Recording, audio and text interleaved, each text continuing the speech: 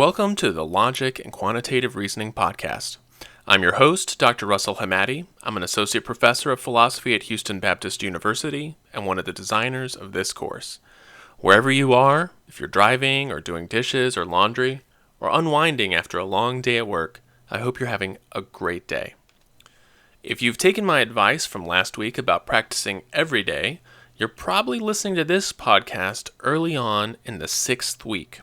For this week, we're adding an entirely new concept having to do with predicates. This is a big deal because up to now, we've been examining propositions as single atomic units. Each statement gets a letter, and then we move on.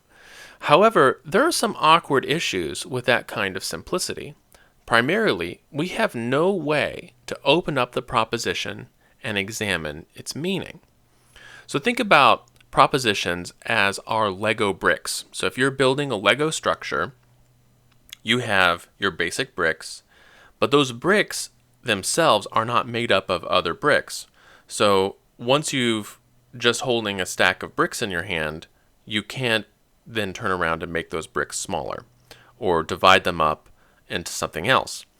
So in this case, since our basic brick size up to now has been an entire proposition, that proposition, we give it a letter when we're symbolizing it. So if I said George Washington is the first president of the United States, that is G or P or whatever it is that we want to use as our letter.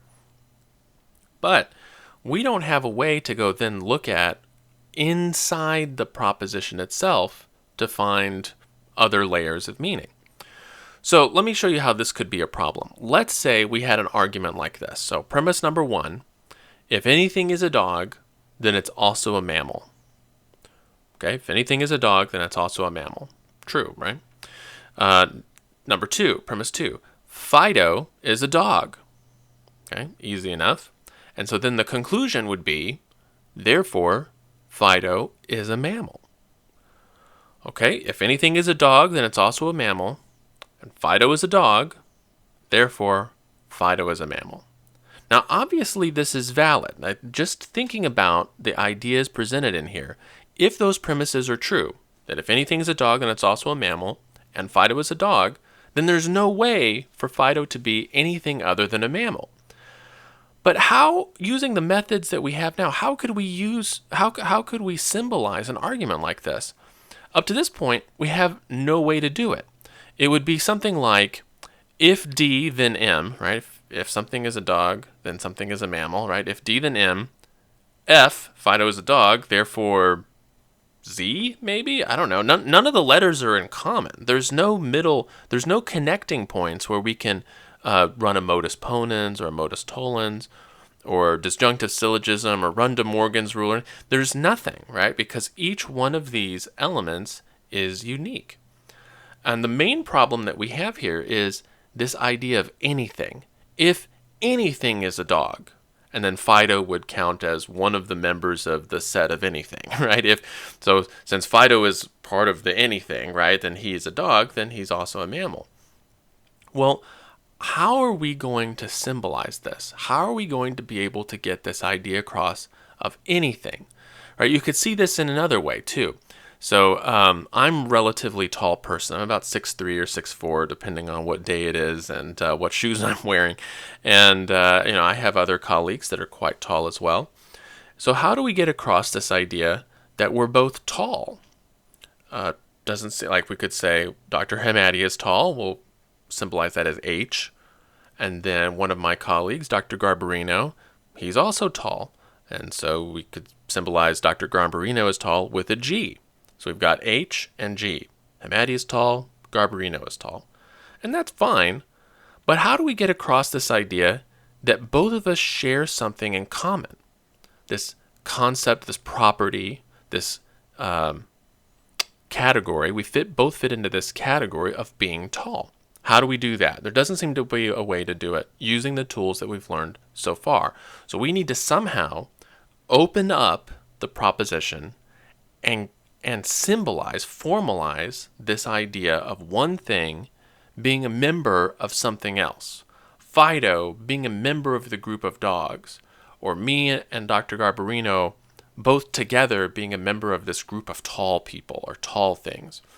So we have to make this idea of predication, something formal and rigorous. So we'll start thinking about predication a little bit right after the break.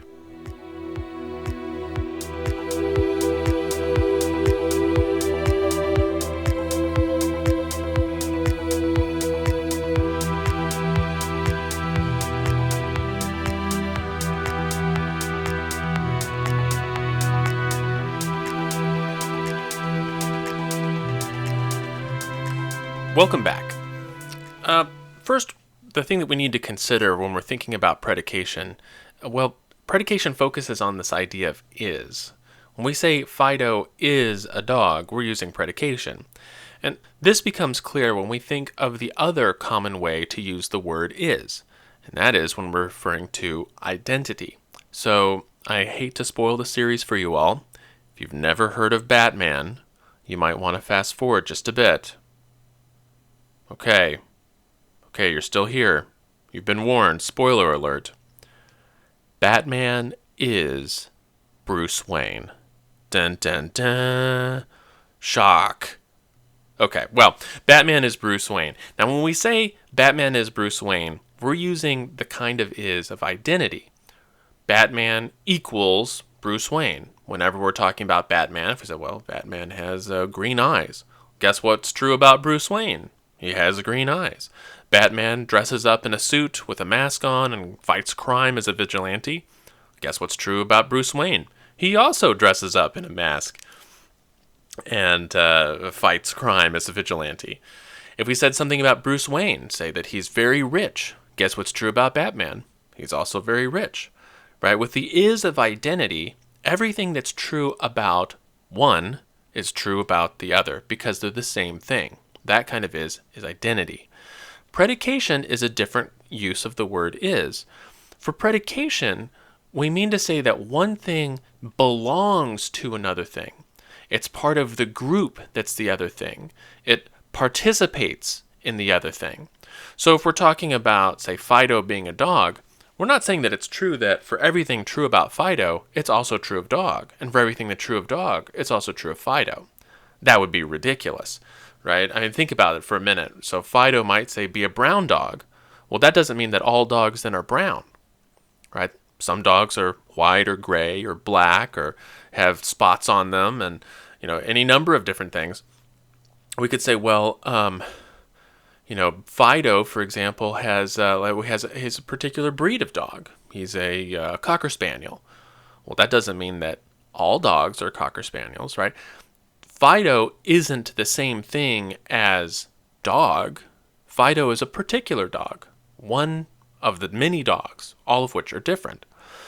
So we would say that being a dog is a predicate of Fido, not the same as Fido. It's not the identity of Fido, right? Fido does not mean dog, and everything that's true of Fido is true of dog, and everything true of dog is also true of Fido. That's not the case.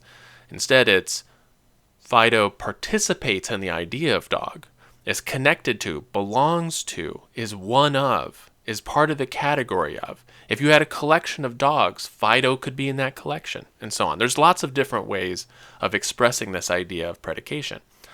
Well, let's take Batman again. Batman is Bruce Wayne. That's identity. Batman is also a superhero. Now, I actually got into a debate about this with some of my friends. They insisted that Batman is not a superhero. He's merely a very rich person and that's also very intelligent. But he has no superpowers, right? He can't fly or see through solid objects. His eyes can't turn into laser beams. He can't magically regenerate after being hurt. He can't read minds, so on and so forth. So he says, well, he's not a real superhero. I mean, he's a heroic figure for sure, but not a superhero. But, I think traditionally we can include Batman in the realm of superheroes. But if we said, okay, Batman is a superhero, we're not saying that everything that's true about superheroes is true of Batman, or everything that's true of Batman is true of superheroes. Instead, Batman belongs to the group of superheroes. He's one of the members of that set. He participates in it. Well, that's predication. During the Middle Ages, there was an effort to classify different types of predication. And after the break, we'll go through the 5 types of predication that the medieval scholars, medieval philosophers discovered.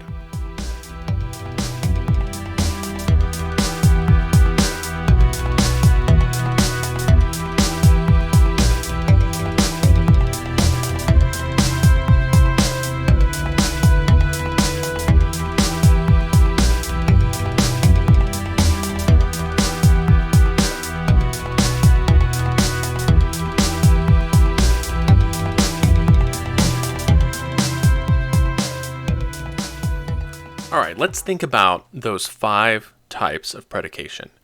So the first type, the one that is most direct that we've been using so far, is what the medievals called species. Now when we use the word species, we think of it in a scientific sense, a taxonomic sense.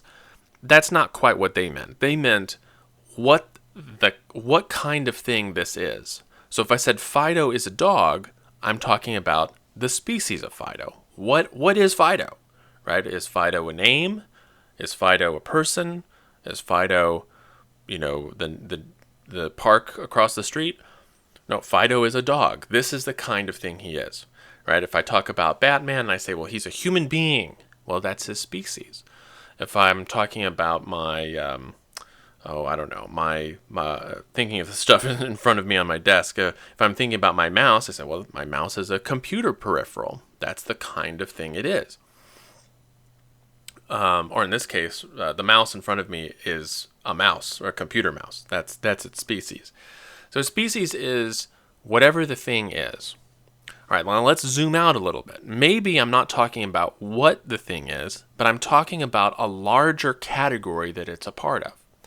So when we were discussing Fido, and I said, well, Fido is a mammal.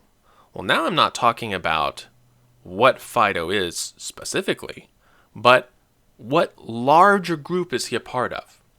Now, again, when we use genus now, we almost always mean it in a scientific sense. And so then we're talking about canis and so on when we're talking about dogs. But in this case, genus just means the larger category. And you could zoom out quite a bit, right? If I said, well, Fido is an animal, oh, that's even more broad than just a mammal. Or I could say, well, Fido is a living thing. Well, that would include things like plants too. Like I'm zooming out a lot. Or if I really wanted to zoom out, I could say Fido is a being, right? It's something that exists. Well, yeah, that's true. So am I. So is my computer mouse, or the pen, or this cup of coffee that's in my hand, right? All of those are things that exist. But then I've zoomed out a lot, right? But all that's fine, right? For genus, right? And in the case of what the medieval scholars were thinking of when they're talking about predication, is whenever I say such and such is X, and that X is this larger category that it's a part of, well, then I'm predicating genus, right? The larger category. So in the case of Batman, I could say, well, Batman is a human being, superhero, or I could start zooming out and say, well, he's a primate, right? Or a mammal, or an animal, or a living creature, or something that exists in Gotham City, or a fictional character, right? These are all genuses, larger categories that something might belong to. The third type of predication that they discussed was called specific difference. This one is really tricky. Whenever I'm trying to teach it to my students, specific difference stands out as a particularly thorny one to deal with. Specific difference is whatever it is that separates that thing from its larger genus. And I put it in another way.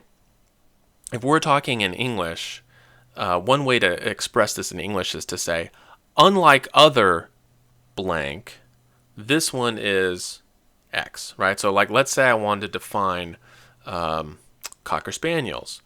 I would say, well, unlike other dogs, right? Unlike other genus, the Cocker Spaniel is, and then I would list out the things that make Cocker Spaniels specific.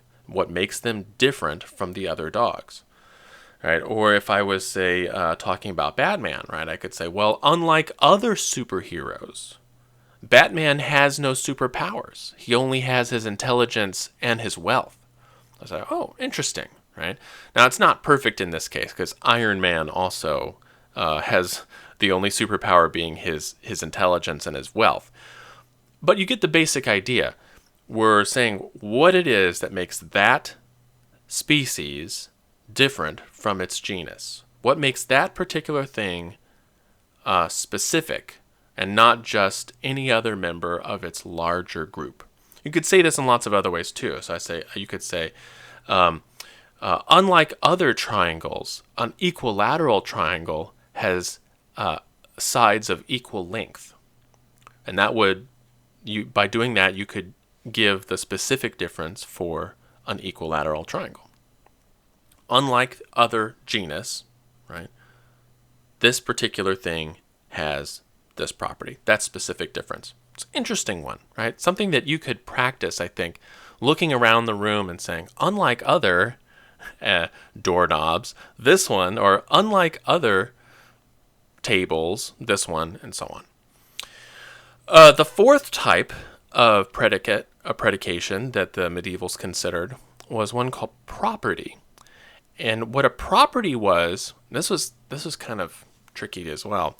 A property is a characteristic of the object that flows from its species, but isn't the same as its species. So let's take Batman again.